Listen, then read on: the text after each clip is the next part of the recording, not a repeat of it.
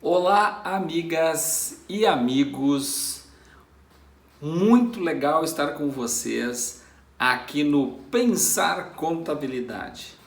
Hoje nós vamos falar sobre retificação de obrigações acessórias e seus impactos. Aquilo que afeta o fato de eu fazer uma retificação, que consequências isso tem no âmbito tributário. Fique com a gente e venha discutir conosco essas questões que são relacionadas ao cumprimento das obrigações acessórias. Primeiro, quero agradecer a todos vocês pela atenção de estar assistindo a esta palestra. Agradecer à BSSP por ter me convidado a compor o time de palestrantes do Pensar Contabilidade. É uma satisfação muito grande estar com vocês, especialmente com os nossos alunos que estão assistindo, os nossos futuros alunos, né? Tem turmas que estão aguardando a liberação da convivência para poder termos aulas presenciais, e é muito gostoso estar com todos vocês na sala de aula.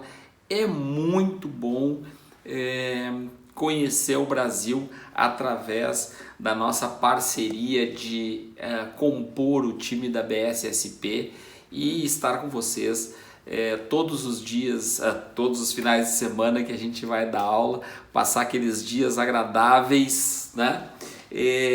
Trocando informações e prestando muita informação. Muito obrigado pela atenção de todos, pelos convites. E vamos ao nosso assunto então, que é a retificação de obrigações acessórias e seus impactos. Bom, primeiro a gente precisa entender o que é na verdade, o cumprimento da obrigação acessória, né? Então, para a gente não partir de um pressuposto que estamos todos pensando na mesma situação. Vamos ver, pode ser que sim, tomara, mas vamos ver se estamos falando da mesma coisa. O cumprimento da obrigação acessória, como está estabelecido lá no Código Tributário Nacional, é o cumprimento da obrigação que se sucede ao fato, né, gerador da obrigação principal. Então, assim, para eu fazer uma transmissão, para eu fazer uma operação mercantil, eu preciso emitir o documento fiscal hábil para aquela operação. Depois eu vou prestar contas, né, reunidas, porque aí é a obrigação acessória que vai dizer como é que se faz o cumprimento.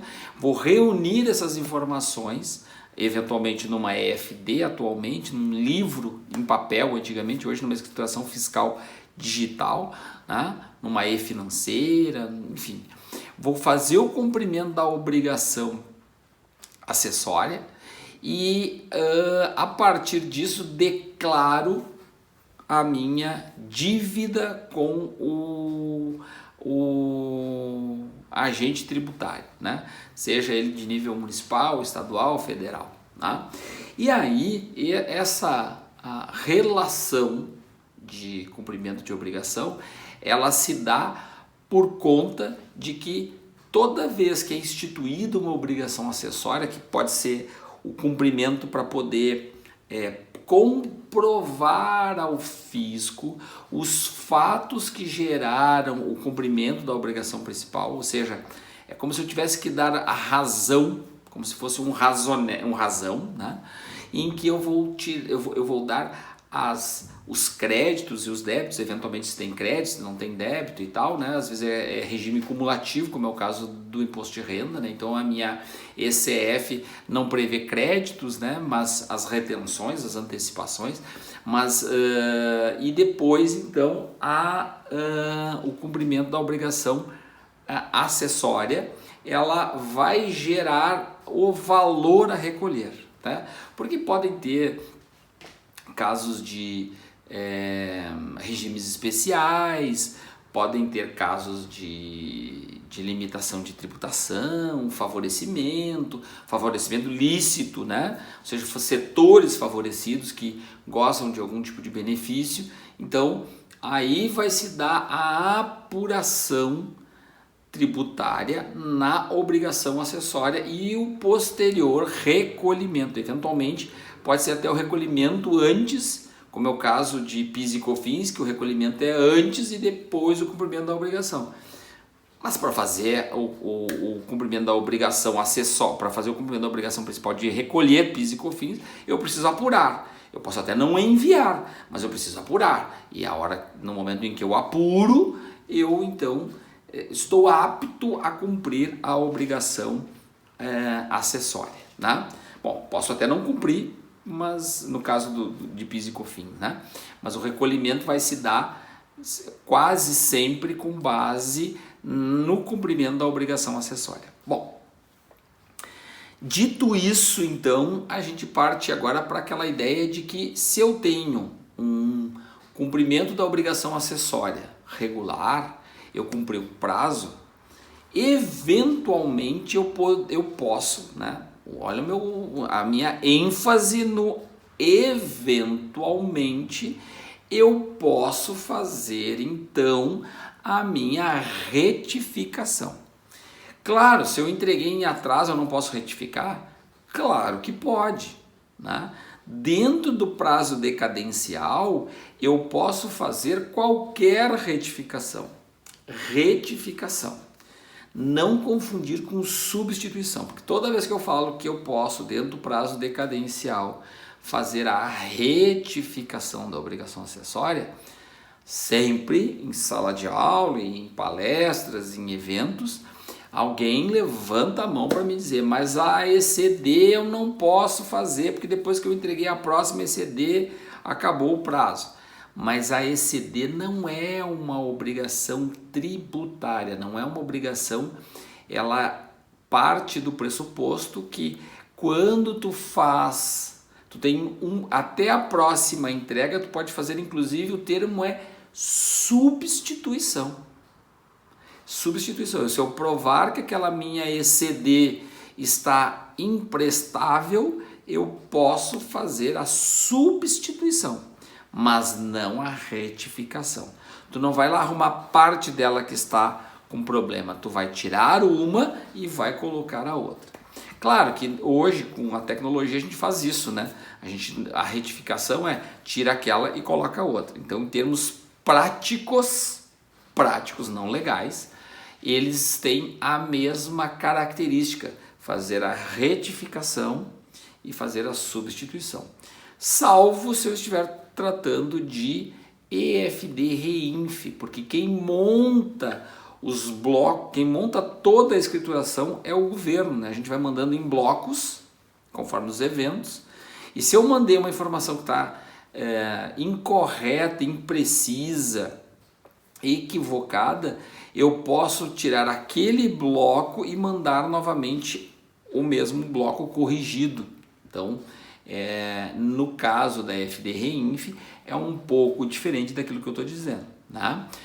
Mas vale todo o regramento igual. Então, quando a gente parte do pressuposto que a gente cumpriu a obrigação acessória e que essa obrigação acessória ela já gerou consequências, né? Então eu já fiz a FD e CMS-PI, já entreguei, já fiz a minha DCTF, já fiz a GIA estadual, dos casos em que precisa, e fiz o recolhimento do ICMS e fiz o recolhimento do IPI. Então, ok, está pacificado aquela competência. Já fiz os dois tributos que eu tinha que apurar e recolher, no meu exemplo aqui, já foram feitos. Muito bem. Passado um tempo, eu quero fazer uma retificação. Quando eu vou fazer essa retificação, eu queria segregar em dois, em três, não, em dois, pode ser só em dois, eu vou juntar dois aqui, por conta até do tempo, mas a gente pode fazer assim, dois aspectos. Eu tenho informações que estão lá incorretas e essas informações incorretas eu quero arrumar, mas elas não significam que há algum tipo de alteração de valores em relação à minha operação, à minha apuração. Então eu não tenho nenhum efeito tributário pecuniário, de dinheiro, de grana, de recurso, nenhum, o efeito é zero. Bom, então aí o meu bloco de apuração, o bloco M da FD Contribuições, o bloco E da FD ICMS PI, eles estão preservados. Os registros lá, 5.000 da FD Reinfeles, eles estão preservados lá. O 2.000 que a gente manda, o 5.000 que a gente recebe e tal, da FD Reinfeles. Então eles estão preservados, né? Os meus blocos de apuração lá da ECF, né? O imposto a pagar, lá o bloco N, ele está íntegro. Bom, partindo desta premissa de que se eu só estou mudando a informação e para corrigir, para melhorar a informação que eu tinha prestado originalmente, então tá tudo certo, né? Eu não vou ter problemas pecuniários, eu só tô mudando a informação de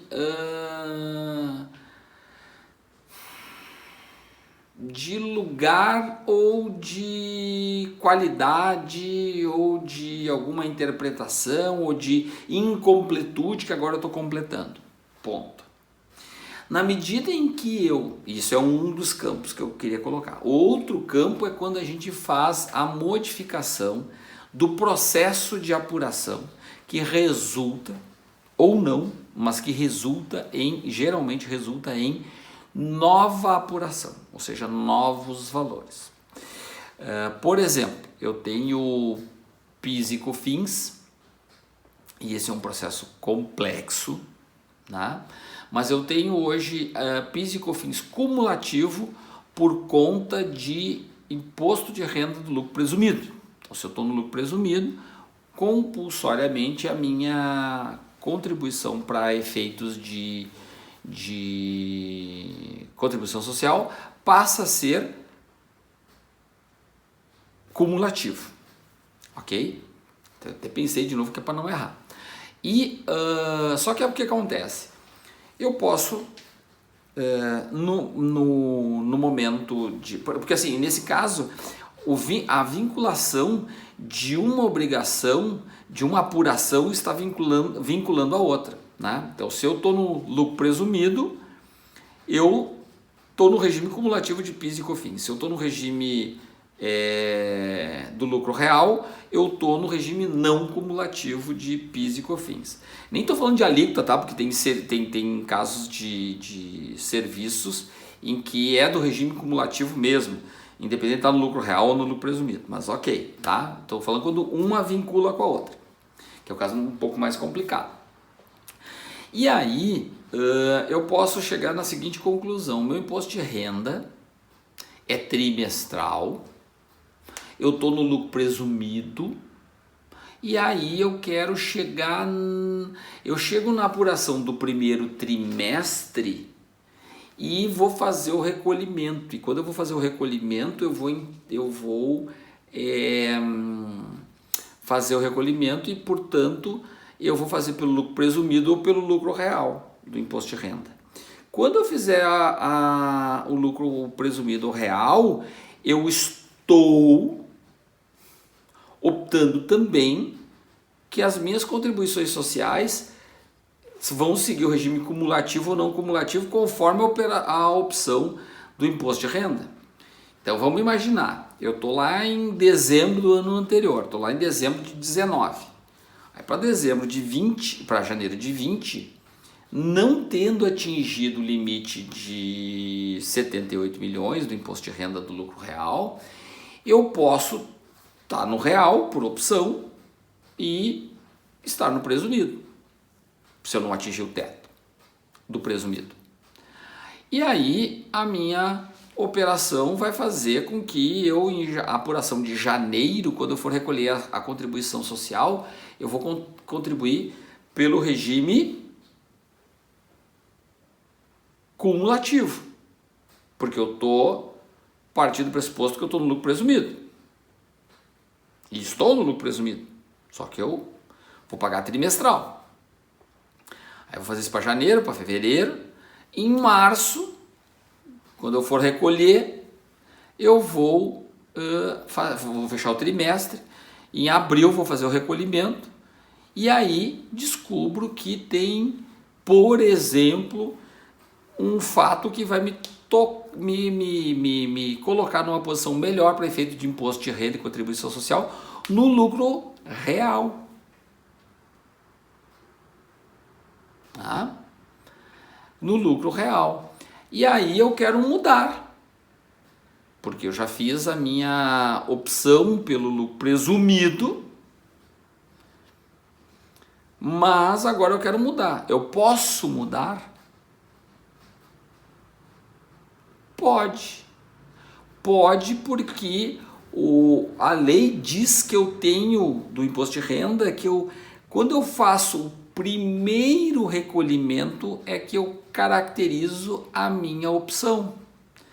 Então, em janeiro eu fiz a minha FD contribuições como presumido, ou seja, no regime cumulativo. E recolhi em fevereiro. Não entreguei a FD, mas fiz. Mas a de janeiro eu entreguei em março, dizendo que eu era regime cumulativo.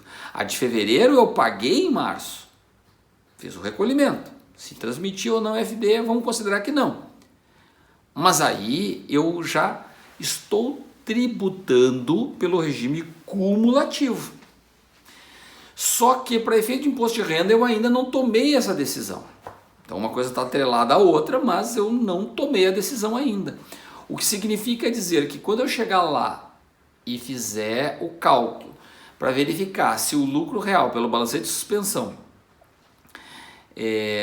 pelo lucro real, é melhor eu fazer do que fazer pelo regime do presumido, porque eu tive problemas quaisquer que me levaram a pensar em ter o regime, de migrar do regime cumulativo, do regime presumido para o real, eu, posso trocar. E aí quando eu trocar, o que vai acontecer? Compulsoriamente, eu vou ter que retificar minhas apurações de janeiro e fevereiro. Pelo menos janeiro e fevereiro. Concordamos?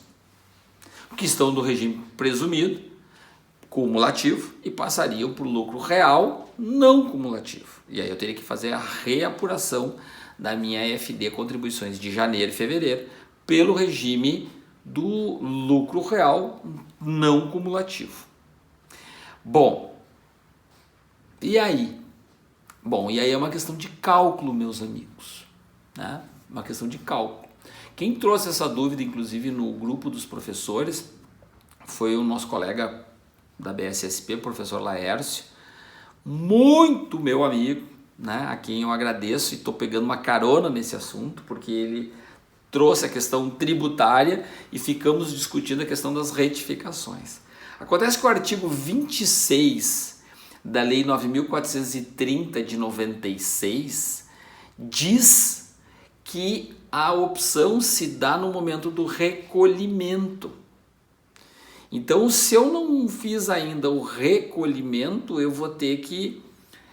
posso optar. Mas, quando eu fizer essa situação de apurar depois, modificando o artigo 26 da 9.430, ela diz que eu tenho que pagar multa e juro. Então, assim, vê bem, eu vou fazer um cálculo se no ano eu vou ter resultado acima ou abaixo do presumido.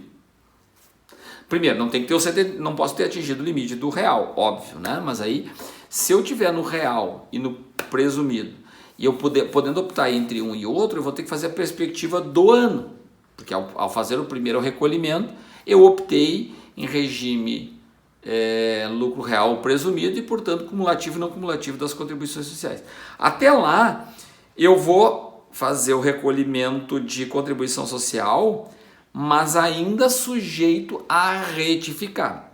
E esta retificação, Algumas pessoas dizem assim, não, mas ela não é alvo de multa, porque na verdade eu apurei, entreguei de uma forma, como eu mudei meu regime de tributação, agora eu vou fazer a retificação colocando o novo parâmetro, ou seja, eu fiz pelo não cumulativo e agora estou indo pro cumulativo.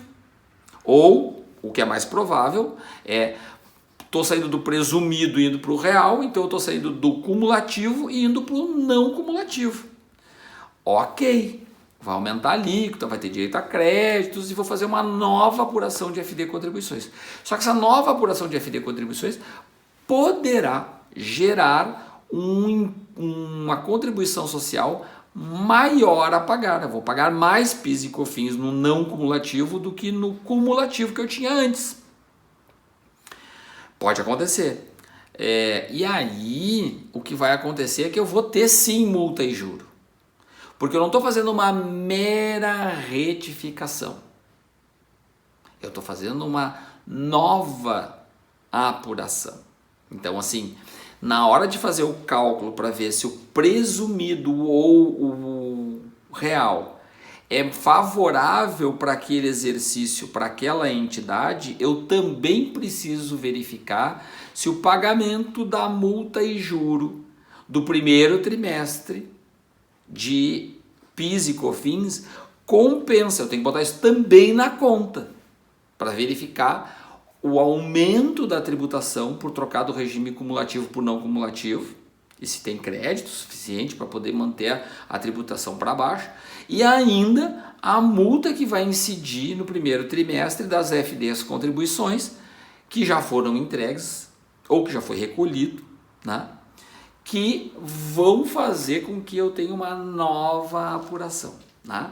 Então, assim, a multa não se dá pela retificação, a multa se dá pelo recolhimento que eu fiz a menor por fazer pelo regime cumulativo, e quando eu vou para o não cumulativo, eu tenho um delta de tributação que eu não tributei a primeira vez porque usei um tipo de regime. Agora, como eu estou trocando, tá? Aí eu acho que todo mundo já entendeu, e aí vem a questão de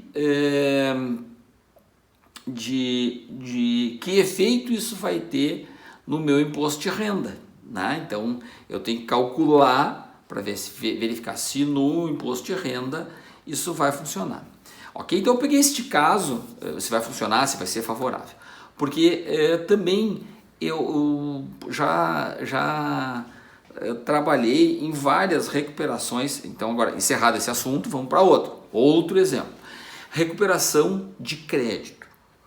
Muitas empresas que fazem recuperação de crédito, de ICMS, de PIS e COFINS, enfim, seja qual for a recuperação tributária que fez, a gente precisa lembrar que quando a gente faz uma recuperação tributária melhora o exercício de um determinado período, não é isso? Então, assim, eu entreguei meu ICMS, para ficar bem claro, eu entreguei meu ICMS, vou fazer uma retificação, vou recuperar uns créditos do meu ICMS de 2017, nós estamos em 2020, lá de 2017.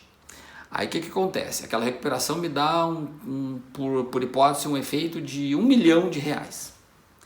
Ora, aquele R$1 milhão eu vou fazer a recuperação do crédito, e aquilo é da competência lá, eu vou executar agora, né? Eu vou me apropriar do crédito agora na contabilidade. Mas, de fato, ele é lá da competência de 2017. E, portanto, melhoraria o desempenho lá de 2017 e não de 2020.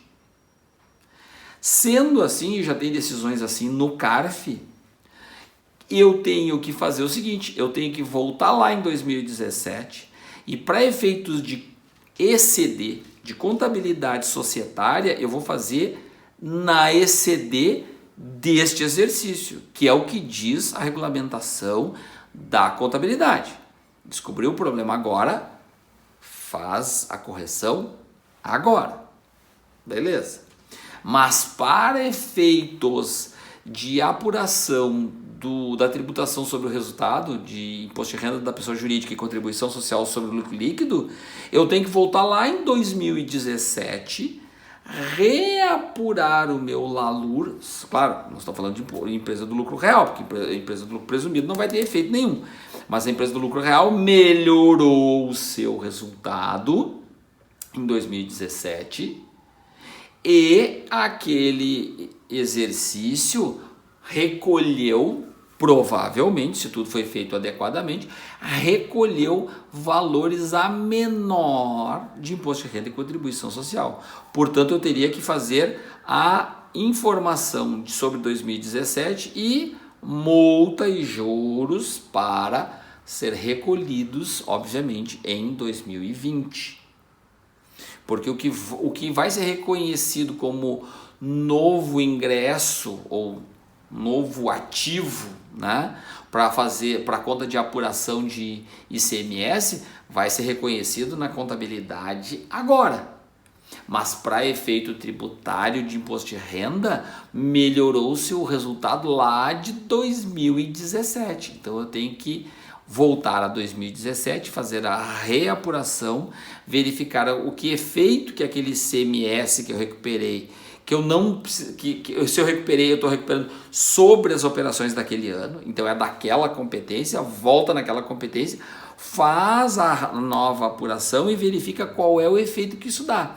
E este efeito é que eu vou trazer tributariamente, vai ficar lá em 2017. Pecuniariamente vai ficar em 2020 e para efeitos de ECD vai ficar no exercício de 2020. Interessante, né? É bem interessante porque essa engenharia ela é instigante. E mais do que isso, o nosso amigo SPED mostra muito claramente o que está acontecendo quando a gente está indo lá fazer uma retificação de obrigações e qual era a apuração e qual é a apuração atual, né? Então, fica muito fácil para o Fisco Federal averiguar se a apuração anterior, né, daquela DCTF daquela época foi alterada em relação à tributação que está na FD ICMS IPI, por exemplo, ou se foi uma FD contribuições, ou se foi a própria ECF da época que está sendo retificada para aquela época, né, por conta de ter uma recuperação de crédito de imposto de renda, por exemplo, da própria época, né? Então tu está mexendo no LALUR, aumentando o resultado, porque tu tributou em excesso o imposto de renda, por hipótese, né? E aí agora tu buscou créditos que tu não tinha, então tu pagou X, agora tu vai pagar X menos alguma coisa. Opa, melhorou o resultado, mas tu tem que pagar agora imposto de renda sobre essa melhora do resultado, né? É muito interessante esse assunto, muito legal. E assim, uma coisa importante, tá, meus amigos? É muito difícil para o sistema ERP voltar no passado. Então, tu imagina quem faz, por exemplo, a ECD, a ECF, a ECD ok, né? Mas a ECF com base nas informações lá do passado. Aí tu tem uma circunstância como essa, de ter que fazer uma alteração na apuração do imposto de renda lá daquela época, lá de 2017, né? Tem algumas iniciativas aí de fazer a extração da informação direto do RP para cumprimento da obrigação com os fiscos. E aí quando tu chegar e diz, bom, mas eu quero mexer lá em 2017. O quê? Tu quer mexer em 2017? Mas esquece isso. Não vai mexer em nada de 2017. Mas eu preciso mexer porque tem dinheiro lá, eu preciso fazer aliás, eu preciso mexer em duas obrigações. Eu preciso mexer no ICMS, porque eu tenho notas que eu lancei como despesa e na verdade aqueles materiais eram materiais que foram levados a custo, né, ou deveriam ter sido levados a custo, então eu vou ter que mexer na minha escrituração e vou ter que tomar crédito de PIS, COFINS, ICMS, e vou alterar o custo também, o CMV daquele exercício. Nossa senhora, tem ERP no mercado aí que o cara diz, não, isso vai... Quanto que tu vai recuperar de dinheiro? Isso aí tu vai recuperar, sei lá, 1 milhão. Cara, vai custar 2 para poder fazer isso no sistema, para poder recuperar, né? Porque eu estou falando isso se não tiver uma solução fiscal acoplada que permita fazer a nova apuração a partir da nova realidade, da nova informação que está lá junto. Porque se for apenas pela informação do RP e lá extrair do RP da época, provavelmente não vai rolar, né? Provavelmente não vai rolar. Então, é importante a gente ter essa ideia, porque, como eu brinco sempre, né? Os ERPs são sistemas videntes. Eles enxergam o hoje e o futuro. As soluções fiscais, elas são sistemas ciganos. Elas sabem do passado, do presente e do futuro. Tá? São coisas diferentes. Mas, os dois são sobrenaturais, sim. Mas um é de hoje para o futuro e o outro é, além de hoje e o futuro, engloba o passado, que é a solução fiscal. Por isso que tem muitas empresas que dizem assim, o quê? Mas vocês vão fazer um projeto, vão pegar todos os dados do RP e vão começar a colocar na base fiscal e vão ficar guardando informações por não sei quanto tempo na base fiscal. Sim, na base fiscal, sim. No ERP, se depois que passado um período tu não consegue mais mexer, tu não consegue mais usar aquela informação, nem precisa guardar. Nem precisa guardar. Porque não serve para efeito tributário, pelo menos, não serve.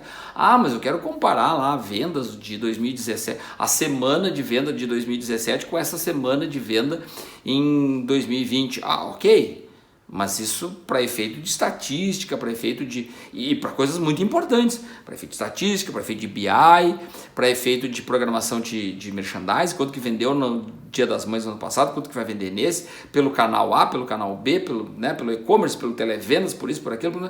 Ok. Mas para efeito tributário, serve para nada tu guardar uma informação que, se tu precisar prestar de novo, ela tem a cara do presente. Porque toda vez que tu alterar lá a descrição do produto, a NCM do produto, tu está alterando o passado. Isso para efeito de cumprimento da obrigação acessória no passado, fazer retificação, é um problemaço. É um problemaço. Imagina, tem produtos que tu trocou lá foi lá na descrição dele assim, colocou lá do tipo não vender mais, produto desativado. Então o produto saiu na nota fiscal e tal, tudo, né, foi escriturado lá na época direitinho, lá era, sei lá que produto era um automóvel. Aí agora tu vai lá e vai reescriturar aquele documento com o produto desativado, porque os produtos saíram de linha. Não dá para fazer isso. Mas por que o RP faz isso? Porque o RP não se preocupa com o passado. Naquele mês, os automóveis que os automóveis foram comprados, vendidos, durante o período em que ele foi comprado, vendido, que ele estava sendo comercializado, aquela descrição era importante. Passado um tempo, aquilo lá já não tinha mais essa importância. Então não guarda mais a relação de tempo e informação. O RP não faz isso, né? Já as soluções fiscais se preocupam exatamente com isso, né? Poder remontar e recontar o passado, né, daquela entidade. Meus amigos, foi um prazerzaço. Antes de encerrar, quero lembrar para vocês que nós temos essas duas obras maravilhosas da BSSP, né? São 2 livros muito bons. Eu tive uma